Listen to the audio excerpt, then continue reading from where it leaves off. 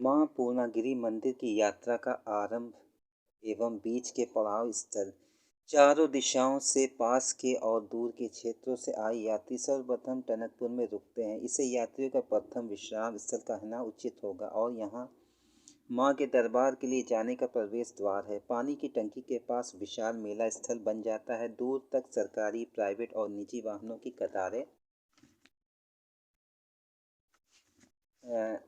ही कतारें देखी जाती है। यहाँ बाजार लगता है जिनमें विभिन्न प्रकार की वस्तुएं, पुस्तकें, ग्रंथ, चित्र आदि यात्रियों को मिलते हैं। मेले में सर्कस, तमाशे भी लगते हैं।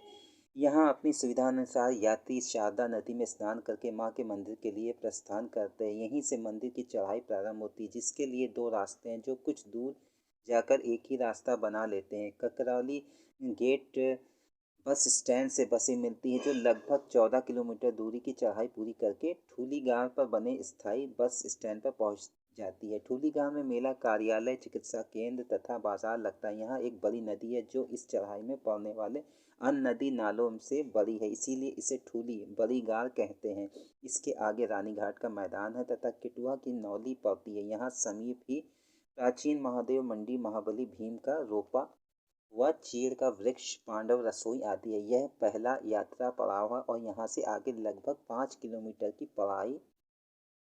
चढ़ाई शुरू हो जाती है, जो वास्तव में माँ के मंदिर के लिए यात्रा का शुभारंभ है। यहीं से कठिन चढ़ाई शुरू हो जाती है। 3 जल संपन्न पार करने के बाद बासी की चढ़ाई प्रारंभ होती है। बासी की चढ़ाई पूरी करने के बाद हनुमान चट्टी पर पहुँचते हैं। पहला इसका नाम आंवला खान था। यहाँ हनुमान जी के दर्शन होते हैं। इसके बाद ढलान पर लादी खोला जाता है।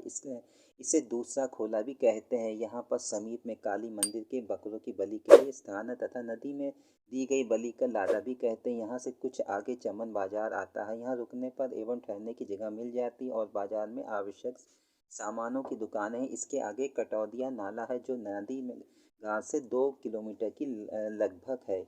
यहाँ पुरानी पानी की टंकी, प्याऊ, ठहरने की व्यवस्था, चिकित्सा सेवा भी उपलब्ध है। यहाँ 3 मंजिले का पर्यटक आवास गृह भी है।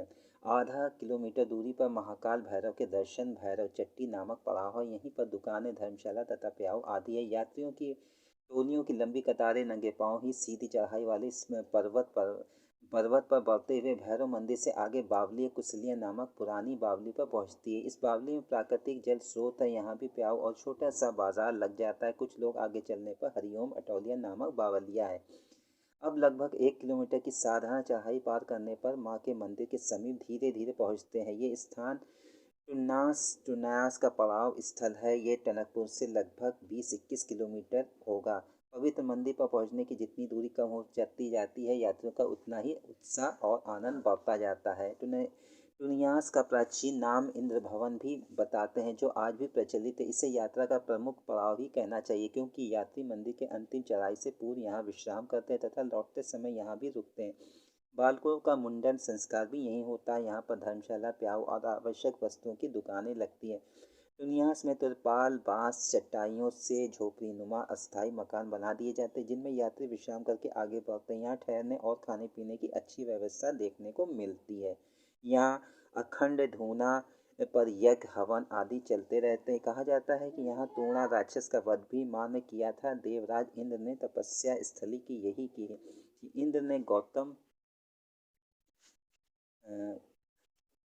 ऋषि के श्राप से मुक्ति पाने के लिए भगवान महादेव सदाशिव के कहने पर इस स्थल पर यज्ञ किया था। दुनियास से कुछ आगे माँ के मंदिर से लगभग 1 किलोमीटर दूर पहले गुम्बद वाला एक काला सा तांबे का मंदिर है। इसे झूठा मंदिर कहा पुकारा जाता है। इस मंदिर की जो कहानी है वो आगे पृष्ठों में लिखी जाएगी। दुनिया से आगे काली मंदिर के पश्चात बांसी के जंगलों के बीच दुर्गम चढ़ाई कही जाती। अब ये सीढ़ियाँ तथा दोनों ओर लोहे की पाइप लगा दी गई है, जिससे चढ़ाई चढ़ने में आसानी हो जाती है। झूठा मंदिर, काली मंदिर के भैरव मंदिर इसी मार्ग में पड़ते हैं। इन्हीं के पश्चात माता पूर्णागिरि के दरबार एक नोकदार शिखर पर स्थित है। एक छोटा सा मंदिर है जहाँ एक विशिष्ट प्रस्तार चौकी पर लिंग, नाभि एवं त्रिशूल के चिन्ह है। किसी देवी भक्त द्वारा माँ की अष्ट धातु का मनोरम प्रतिमा का ये प्रस्थान कराया गया था, प्रतिष्ठित कराई गई थी। इस मंदिर के पीछे वाले एक अति प्राचीन सूखा हुआ वृक्ष है, जिस पर भक्त अपने साथ लाए हुए झंडे झाड़ियों को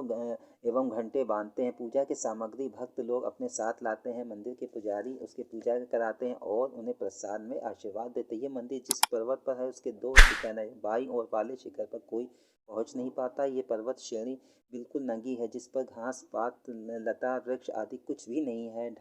दाईं ओर वाले शिखर पर बने मंदिर में दर्शन पूजा का कार्य सुबह से शाम तक चलता रहता। रात्रि होने से पूर्व ही सभी यात्रियों को एवं पुजारी को नीचे आ जाते हैं।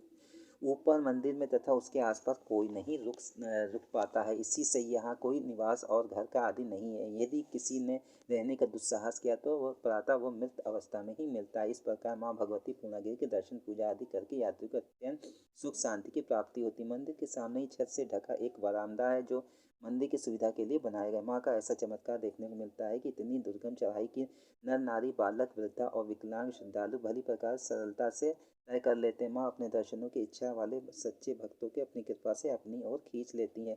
चैत्र मास की नवरात्रियों पर लाखों की संख्या में यात्री इस चक्करदार सीधी चढ़ाई वाले मार्ग पर चलते हैं। ऐसा लगता है जैसे रंग बिरंगे पुष्पों की माला इस त्रिकोणतम पर्वत के चारों ओर लपेटी हुई है। हाँ, आश्विनी मास की नवरात्रियों में यात्रियों की भीड़ इतनी नहीं होती। यहाँ माँ की शक्ति की परिणाम है कि दूर दूर से लाखों भक्त के जयकारे और भजन गाए जाते हैं। इतनी दुर्गम खड़ी चढ़ाई को तय कर लेते। इसी संपूर्ण चट्टानों मार्ग में स्थान स्थान पर टीन की चादरों से ढके हुए छायादार स्थल बनाए गए हैं। रास्ते भर पानी की प्याऊ तथा चिकित्सा सुविधा उपलब्ध रहती। फिर भी यात्री कठिन से कठिन भी चढ़ाई माता की कृपा से सुगमता से यात्रा संपूर्ण कर लेते हैं।